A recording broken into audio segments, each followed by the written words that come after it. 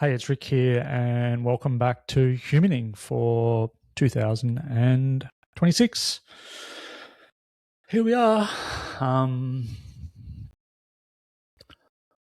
got my fake hype mask on because this is Humaning, and we're here to talk about the imperfect art of being human. And right now, my human reality is that I do not want to record a podcast. But I'm going to, and it's about as unpolished as it's going to get, this one. Little solo cast just to do a check-in to start the year off. Yeah, maybe half an hour. Just to share a little bit about what's been happening over the break, a little bit about some themes that I've noticed popping up with some people that I'm working with, and I just think they're interesting to talk about. One of the things that I love about this format is when I get feedback that I hear people hear their story in the story of others. And I think it has some real universality, some real power that that makes us feel less alone. So if this podcast makes you feel less alone, I'm fucking happy.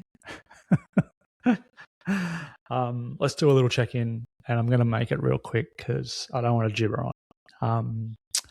Physically, I'm probably an 8 out of 10, feeling pretty good. I've just had 4 days camping without phones and devices and internet. So that's probably the reason why I don't really want to jump on here and talk into a mic in a room with my dog at my feet.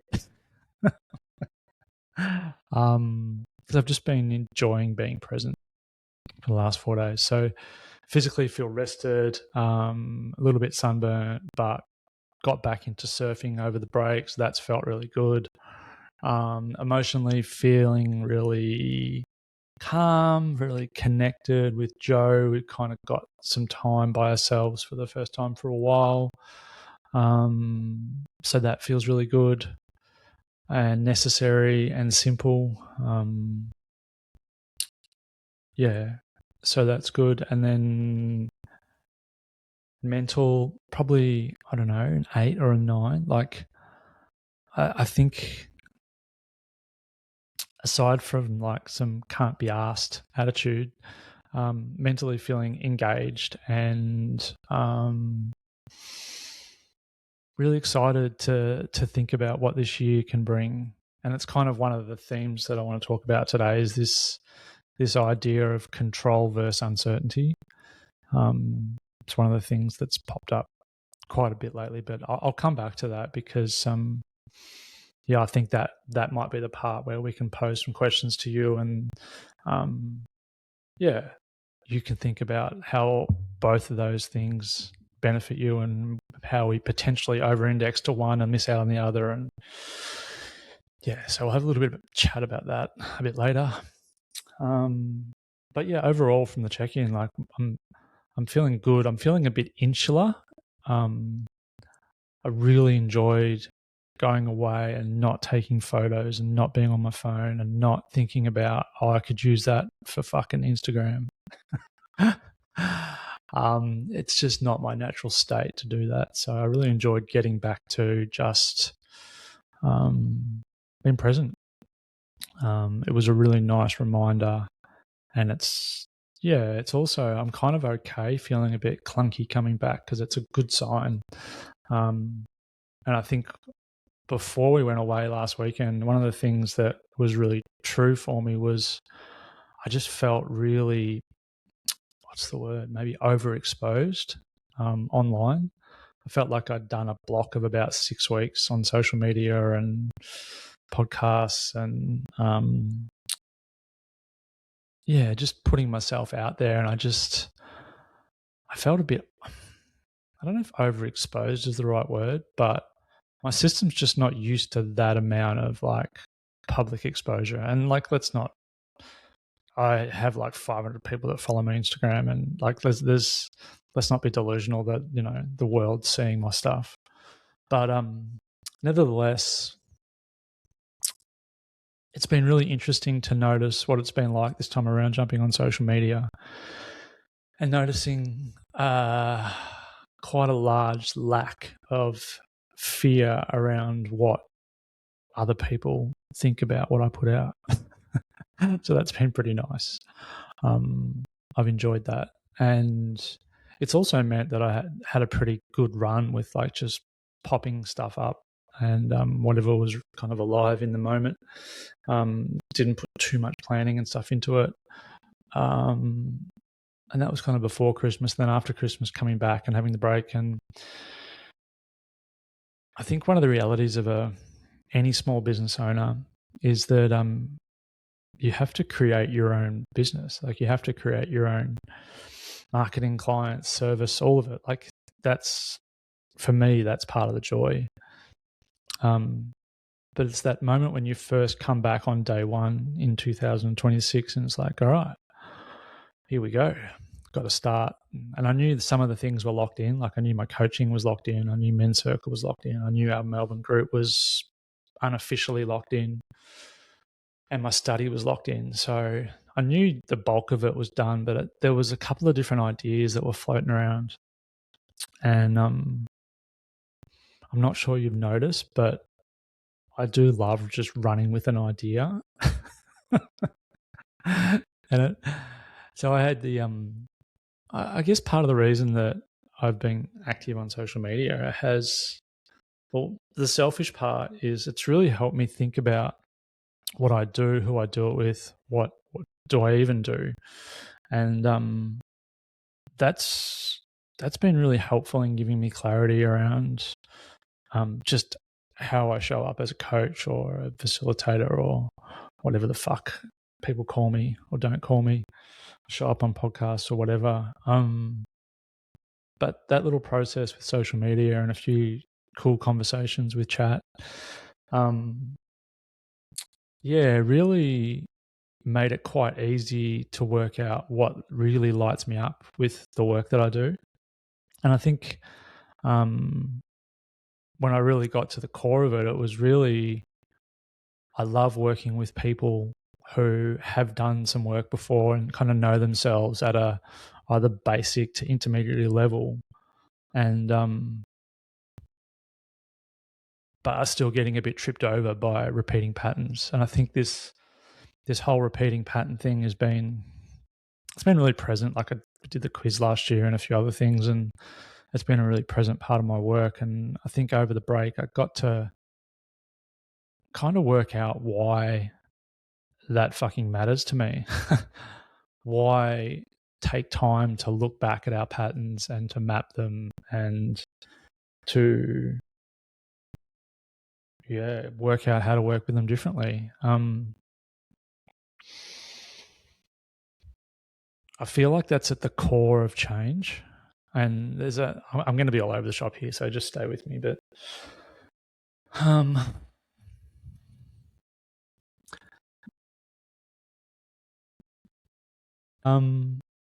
well, I think one of the things that I love about Just Stolt is they have a theory for change. And while I agree with most of it, there's some limitations to it. And but I do love that Gestalt therapy, which is what I'm studying. If you are just new to the podcast, I'm just about to start my third year of my master's, and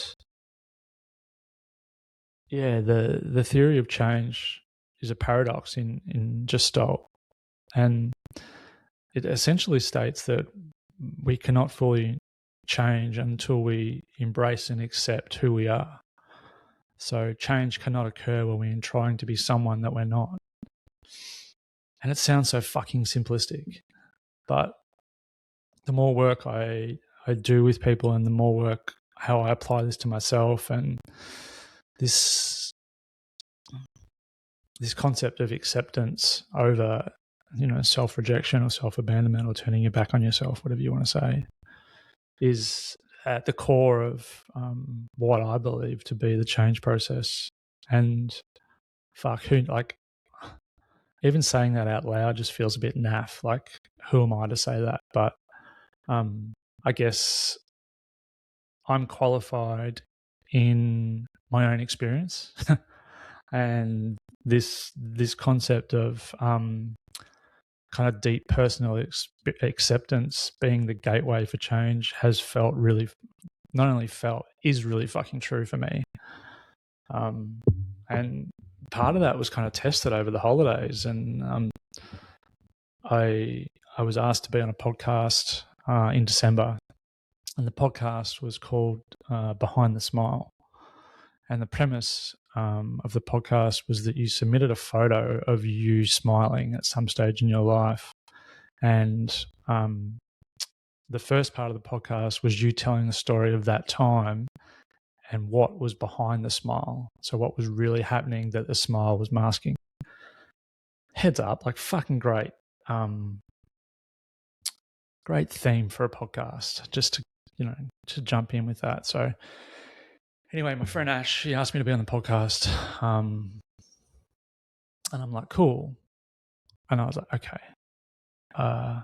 what photo and what time of my life and what part of me do I feel okay talking about? And this was a bit of a test for me because, and I bring this up because it's relevant to like the social media putting yourself out there acceptance part. So it's kind of all linked in. And yeah, I sat down. I'm like, I could put, put a photo of me burnt out, smiling at the gym, pretending that I'm okay when I'm actually not. Like that's low hanging fruit. I could put a photo of me, with my ex-wife and pretending to smile and all that sort of stuff. And I just thought, out of respect, I want to not enter that arena publicly. So didn't want to touch that. And that kind of left the big thing that's been present in my life was the growing up with epilepsy and then having brain surgery and stroke and all of that stuff that you may or may not know about listening to this. And that story and that experience for me has traditionally held a lot of pain. There was a lot of shame around being epileptic and being teased and not fitting in and all of that stuff. And it's been at the core of a lot of my therapy work, getting therapy. A lot of my work has been around integrating these parts and accepting these parts of me in order to move forward. And this podcast opportunity was exactly that, an opportunity to test how integrated, I'm not a massive fan of that word, but how embodied this work I'd done on myself, had I done enough to be able to publicly talk about it without falling in a heap, because there's been times in the past where I've shared some of this story in small groups and super emotional, like snot bubble emotional kind of. And I was like, oh, do I really want to be like that on a podcast? And I said, yeah, let's give it a shot. So I sent in a photo of me. It was probably 8 years ago at the Austin Hospital. I had these electrodes on my head, a whole bunch of them, and the nurse was injecting a saline injection into the electrodes. And I had a big smile on my face. And that time was really fucking scary. So that time was when I was being tested in hospital to see if my epilepsy was the right epilepsy that they could operate on. And to do that, they had to take me off a medication, let me have seizures, and then when I had seizures, get me down to the CT scan and map it while I was as close to possible when I was seizing. So that process happened multiple times in a week and no sleep. And so that was the definition of a fake smile, because I was quietly shitting myself. But anyway, like, it made for a good conversation for this podcast. And what what I learned about myself by doing this was that I felt comfortable and steady and very matter of fact about being able to share this part of me, because I'd done a fuckload of acceptance work in the last couple of years. And this is, without a doubt, this is my big ticket item, the big thing that shaped me and in turn created a lot of, I don't know, suffering, small t trauma, whatever. A lot of shame about who I was. So yeah, went on that podcast, did that, and was kind of able to speak to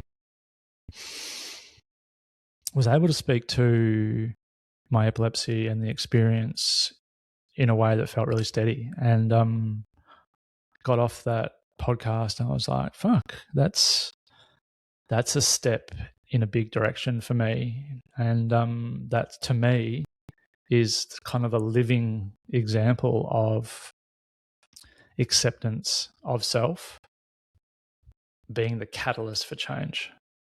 Because who I am when I'm not shaming myself, when I'm not in that addictive shame spiral, I'm a fucking good version of myself compared to that other version.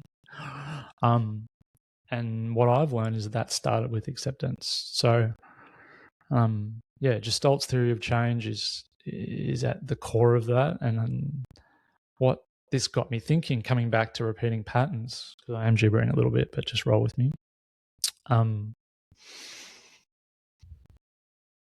It's really important in my eyes to understand ourselves, understand our patterns, and not in a way just to highlight shame, but also to see the light and the shadow of the pattern. Like, how do we benefit? What are the consequences?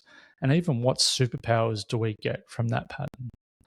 And I think for me, that personally meant that I had a greater acceptance of self. There was some old patterns that still showed up that I had a better handle on, and that was moving me towards change by getting to understand them better. But when it come back to my work, I was like, this is a really important piece when working with someone, is to accept their pattern from a place of love rather than from a place of fear and shame. And that shit doesn't happen automatically. But I think when we can demonstrate that the patterns that we have a really light side and they're there for a reason, and they also have some superpowers on the side, then we can see how much these things are fucking added to our life. And rather than be overdosing on shame, we're kind of like overdosing on love and acceptance. We're like, oh, fuck, look at me. That's a really inarticulate version of what I've been playing with. And I guess an extension of that was just going, okay, this is the work that I do with people when I'm coaching, and it's the work that I want to do in groups. So I put together a little workshop called Reframe, and the tagline was new ways to work with old patterns. And I've kind of post break between Christmas and kind of now, I've been putting that together and sharing it on social media and getting it out and inviting people and that sort of thing. And so the practical reality is that the workshop's full with humans that I really appreciate. And I'm very grateful that my little connections and network can pull together a group of fucking epic humans that want to do this work. So I feel really honored to in a couple of weeks be running that workshop. What I didn't expect was that how emotionally vulnerable, I guess, or emotionally honest, or just a bit emotionally tapped out this would make me from I think putting out something that feels so me, but also like the please come part, that little bit of anxiousness of, oh, will anyone want to come and do this? So yeah, I think before I went camping, I was kind of I just felt overexposed and a little bit insular and a little bit like I wanted to pull back.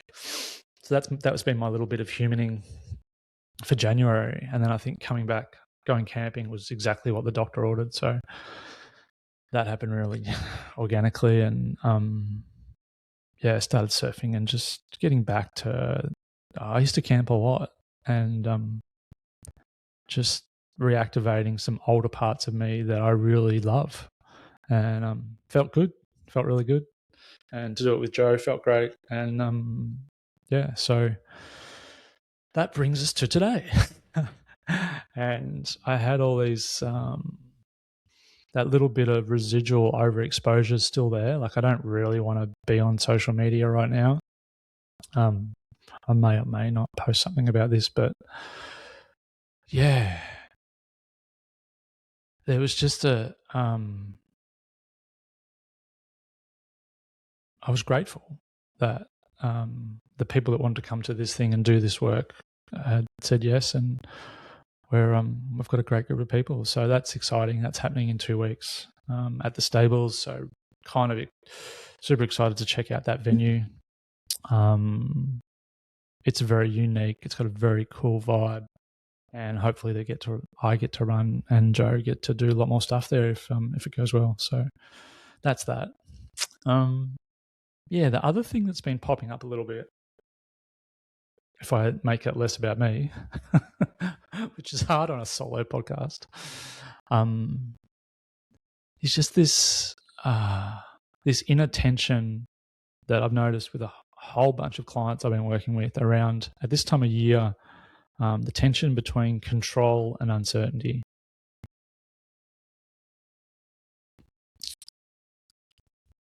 And I don't want to bastardize this, but it's really interesting at this time of year when we step back into the world, back into the new year, and a bit of post-resolution stuff going on, which I don't really buy into, but excuse me.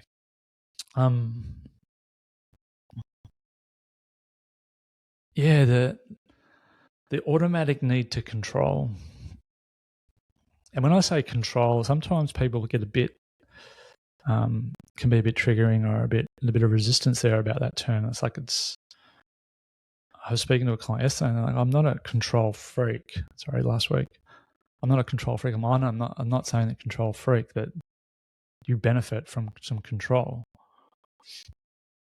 And I think that's the nuance, is like when we think about control and controlling different parts of our life, what do we get from that?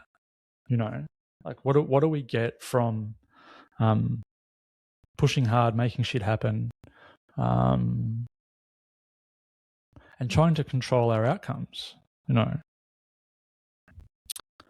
And I think the big thing that jumps out for me is we get safety and security because it's a known, you know? And we also get that feeling that we're doing what we need to do, you know? I'm doing the right thing. I'm being a good boy. I'm being a good girl, you know? Like even that language is a bit funny, but it's so true. It's like our good boy dynamic or our good girl dynamic, you know, started a long time ago, and how we show up in the world and in a way that, you know, maybe over-indexing on control is having an impact. And the thing that we're doing in Reframe and I've been working with some clients on is around like, what are some of the stories that are attached to the pattern, you know? So for example, a story around control is if I don't do it, no one will, or no one can do it as good as me, or it's just easier if I do it, you know? Like there's some examples of the stories that may be in there from what was modeled to you as a kid or even what you've developed over time. So it's interesting to think about like what parts of life do we have a tendency to control more, and then what parts of life do we have a propensity to be willing to be uncertain, to see what happens. Yeah. It's an interesting question to ponder. And I guess when we think about control, like if we think about the benefits, safety, certainty, security, but what are some of the consequences? What are some of the knock-on effects of having your fingers in everything, like controlling everything? I kind of want you to answer, so you can say something back if you want. I'm not sure that's how podcasts work. Yeah, good answer.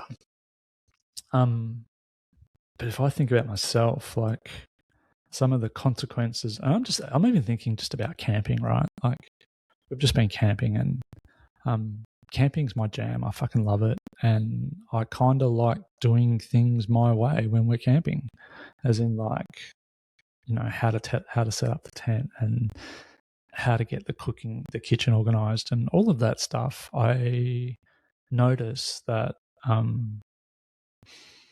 I like to control it. And that makes sense, you know. But the knock-on effect was that I felt like I was being a bit overpowering, and that Joe potentially felt a bit left out by not having any role in any task while we're camping. You know, and the old people pleaser in me could be going, it's okay, I'm doing this to serve, you know, I'm doing this for you so you have a good experience.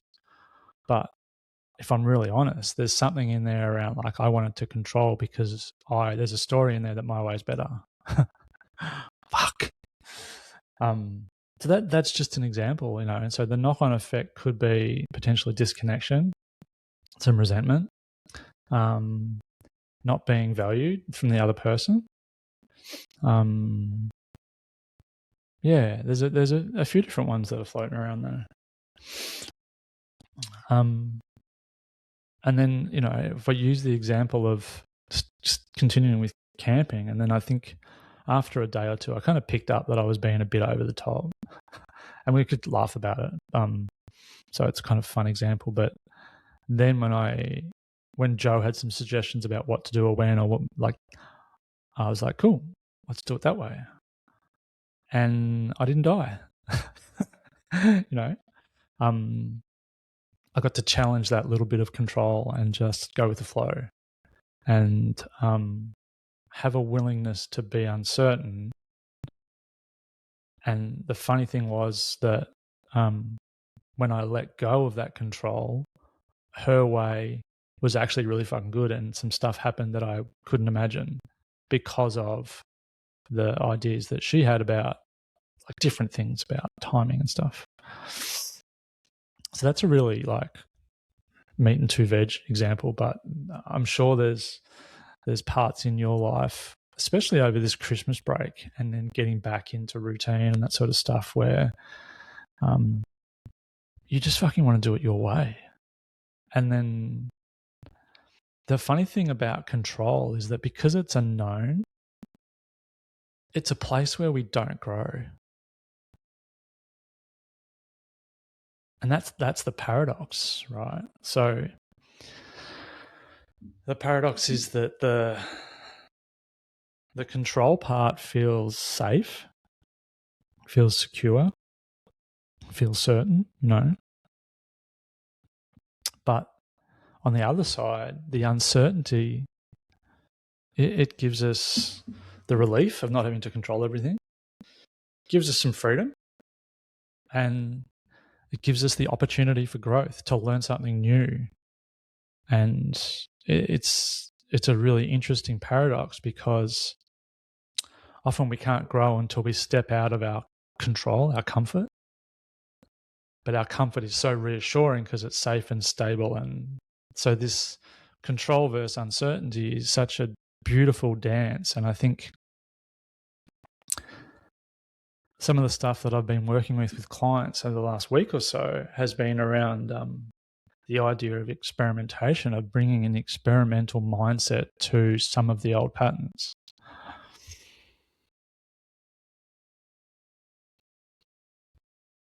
And there's a real resistance to be uncertain, to step into that. And that's okay. That's a human part, you know. Like if I do it this way, I feel okay, and if I don't do it that way, I'm not going to feel okay. Cool. Right. Let's accept that, you know. Acceptance 101. But the cool part is that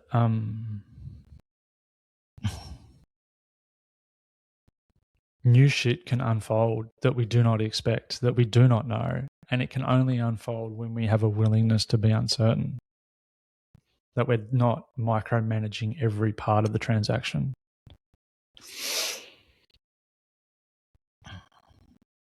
So coming back to these clients that I was talking about, like part of the last week or so has been bringing this experimental mindset to their life, to their decisions, to their choice points.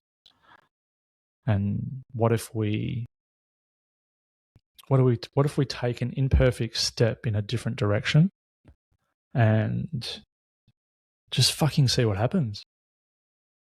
Because the same step in the same direction done over and over and over again that's the control part. That's the certainty. That's the, I know what's going to happen here. So there's a safety to it, and I get it. But what if we just experimented? What if we asked, what's my first imperfect step in a different direction? You know? And this can be applied to so many fucking things, you know, little things, big things, work, home, partnership, health, finance, all of it. We know our patterns. We know we know ourselves better than anyone else. So the question is, what's the imperfect step that I can take? What's the next imperfect step? And the imperfect part's really important because it's okay to fuck it up. That's why it's an experiment.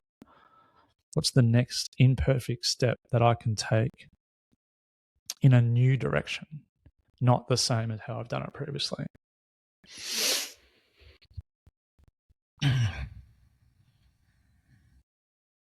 And then just do it and not be attached to outcome. Let's just have a willingness to be uncertain and a willingness for the universe to surprise you.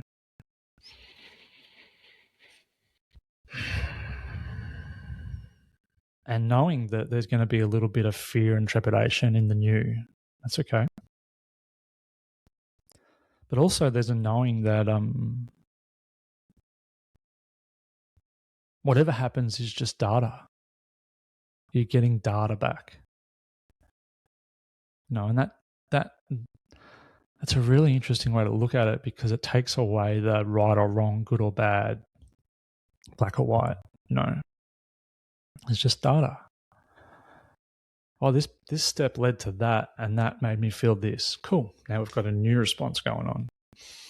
I didn't like that. It made me feel a little bit uncomfortable.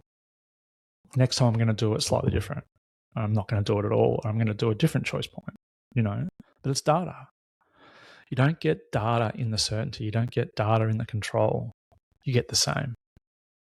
And when we're stepping out into the uncertain, we're getting exposed to new data points.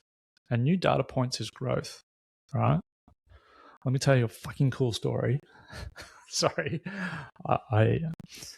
This story snuck up on me. So last Monday we had our first men's circle back. And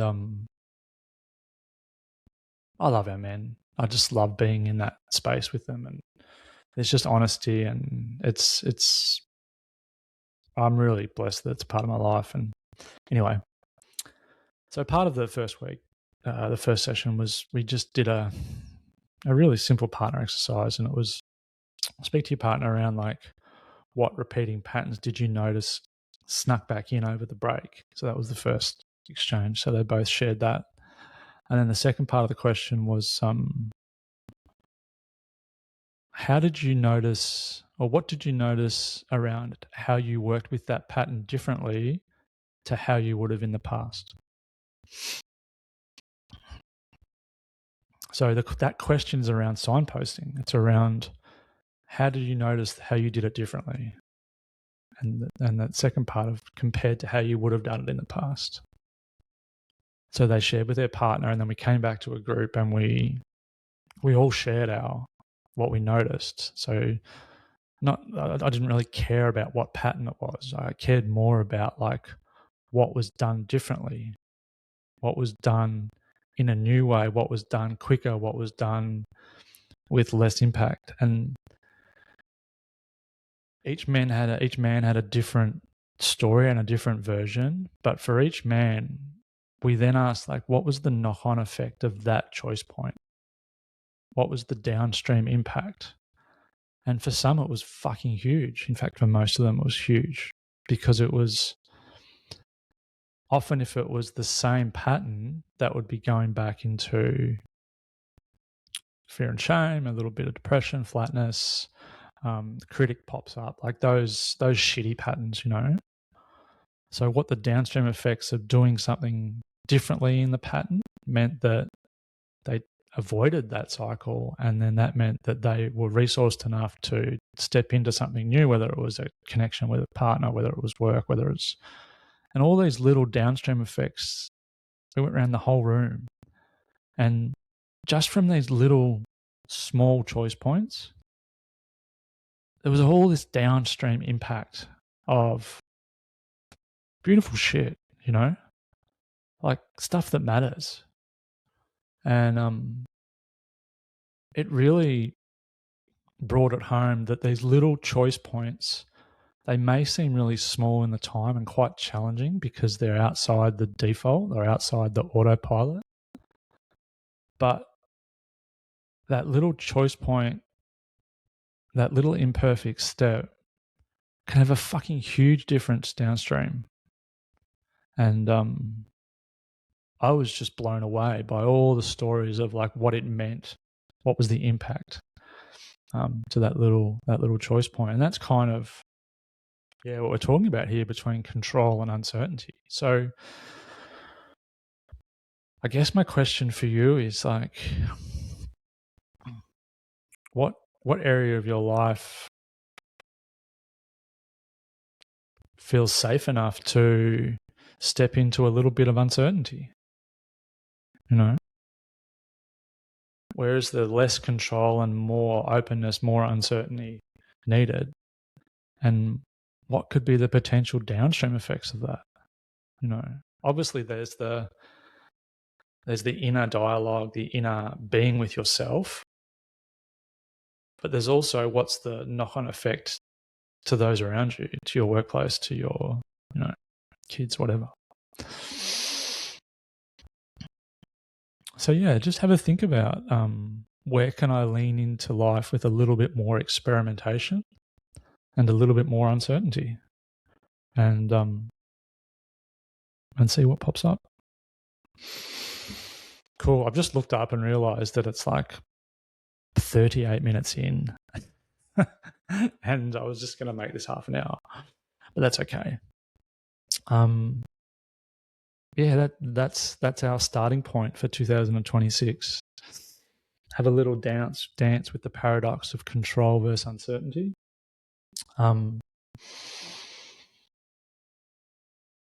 Be kind to yourself when you do your work on your repeating patterns and when they pop up, because they're there for a reason, and some of that reason gives you some fucking cool superpowers. And yeah, I've got what else is happening in our world? Yeah, we've got Reframe workshop in 2 weeks, which I'm very excited about. Our Melbourne group is running again, which I really appreciate being able to do another year with people that we've already done a year with. The type of work that we can do, yeah, it's really exciting. Coaching is my favorite thing in the world. I've still got a couple of spots left if anyone wants to do that. Reframe's booked. Men's Circle's pretty full. There's maybe one spot there if anyone's keen.